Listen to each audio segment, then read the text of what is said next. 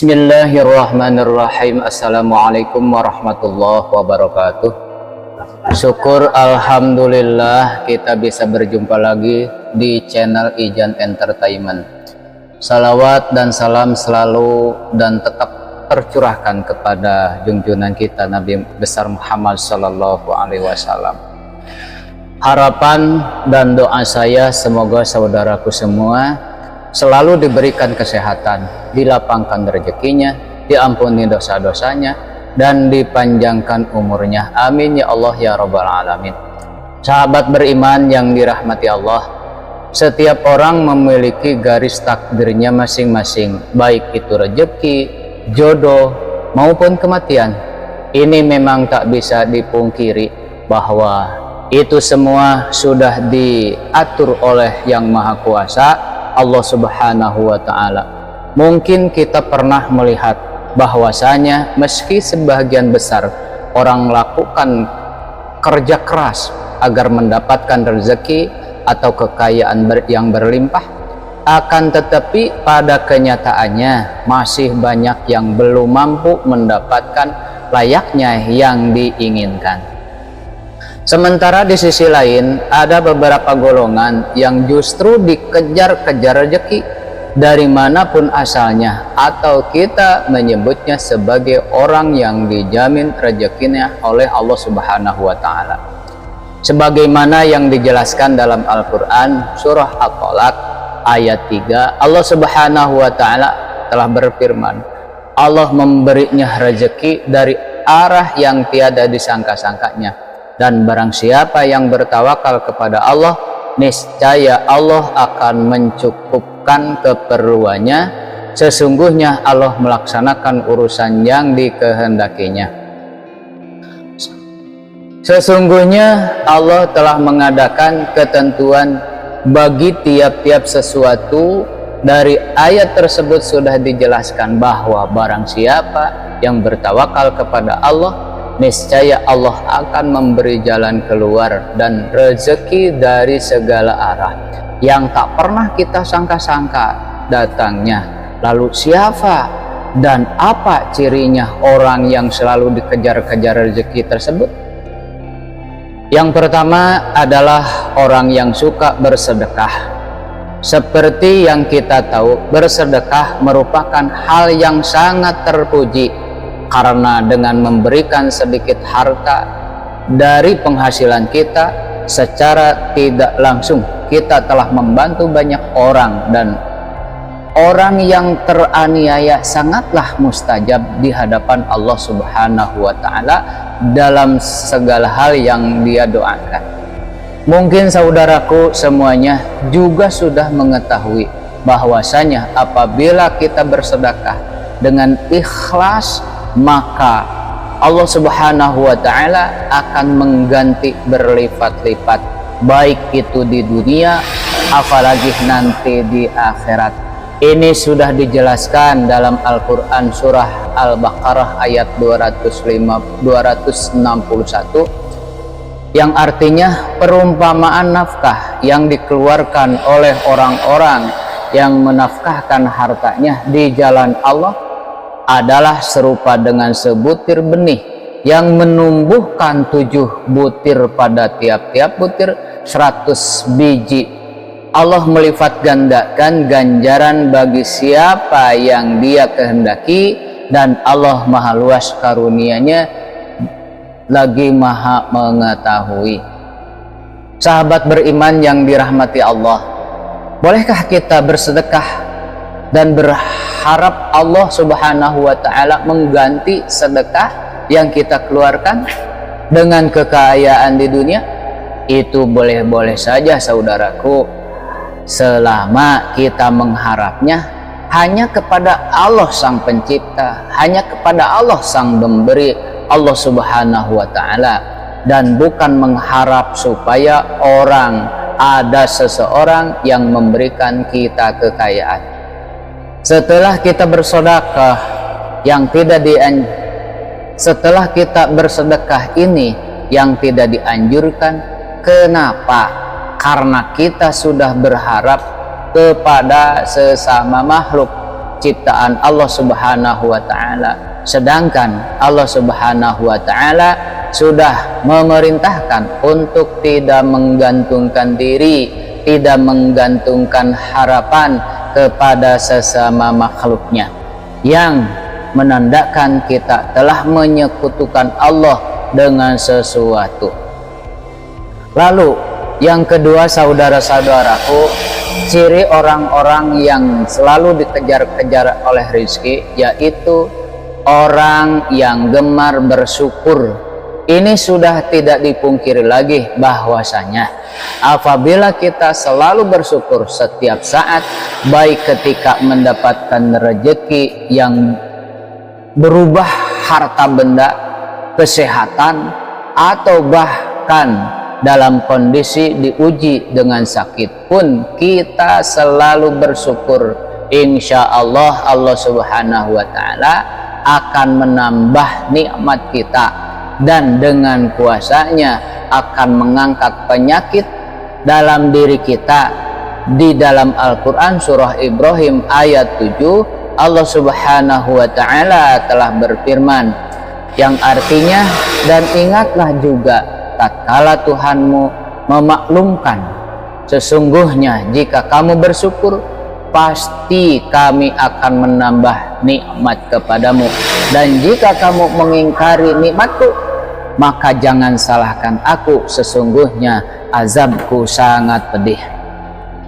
Dari ayat di atas sudah jelaslah dikatakan bahwa barang siapa yang sering mensyukuri nikmat yang diberikan Allah Subhanahu wa taala, maka akan menambah nikmat untuk kita.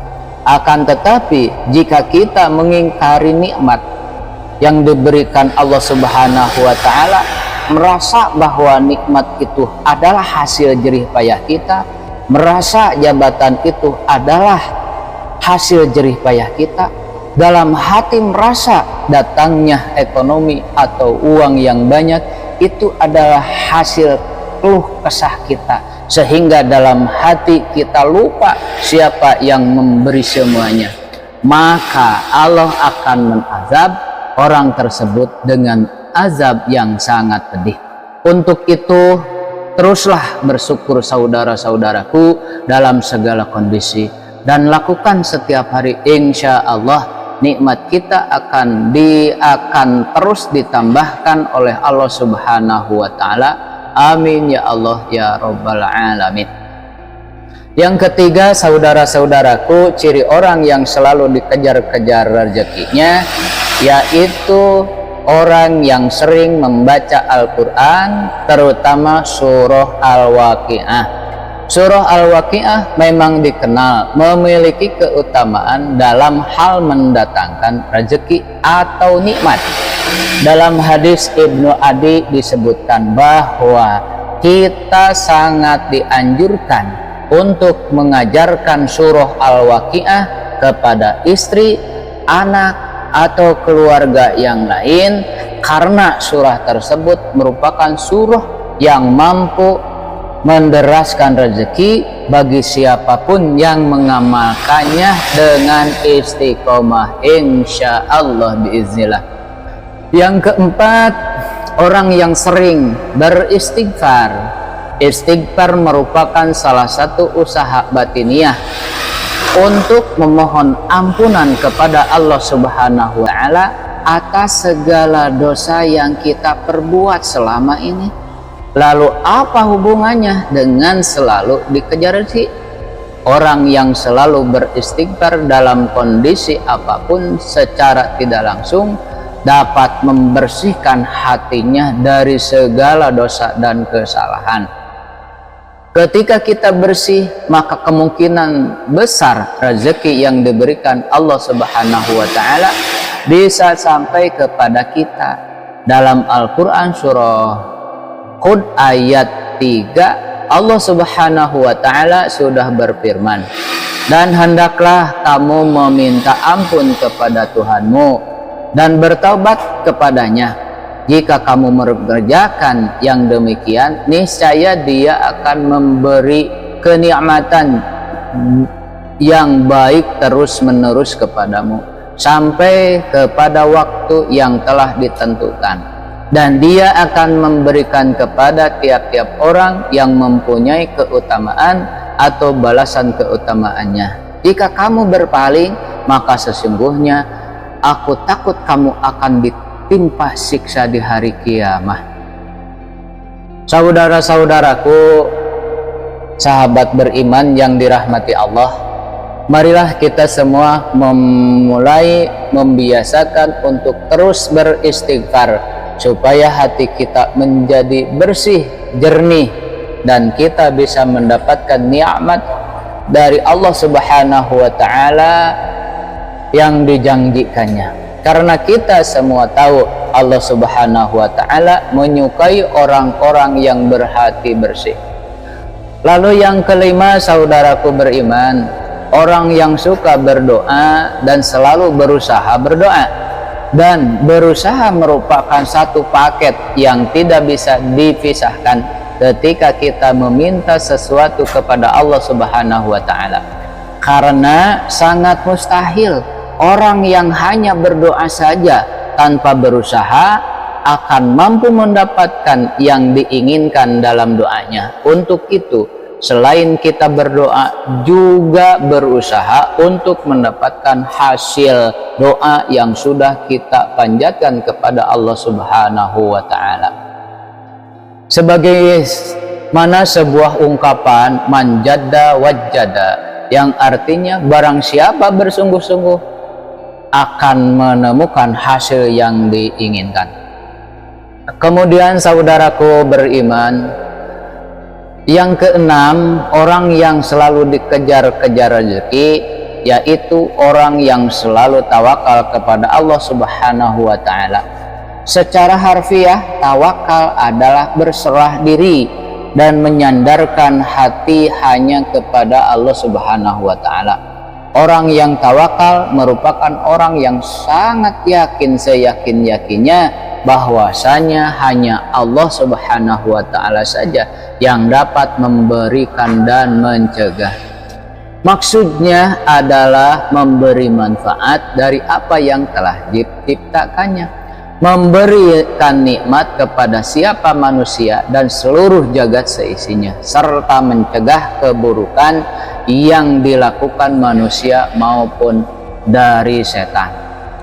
Dari Umar bin Khattab radhiyallahu an, Rasulullah sallallahu alaihi wasallam pernah bersabda, seandainya kalian sungguh-sungguh bertawakal kepada Allah, sungguh Allah akan memberi kalian rezeki sebagaimana Allah memberi rezeki kepada seekor burung yang pergi pagi dalam keadaan lapar dan perutnya kosong, akan tetapi mereka kembali dalam keadaan kekenyangan.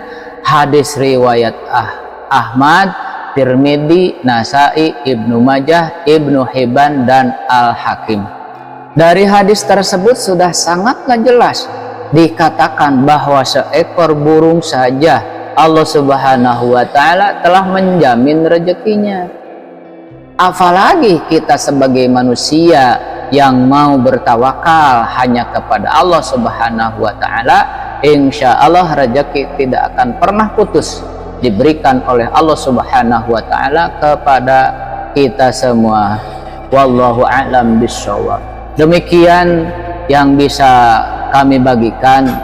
Saudara sekalian, kalau menurut saudara video ini bermanfaat, tolong like, komen, subscribe, dan share ke teman-teman saudara semua. Terima kasih. Wassalamualaikum warahmatullahi wabarakatuh.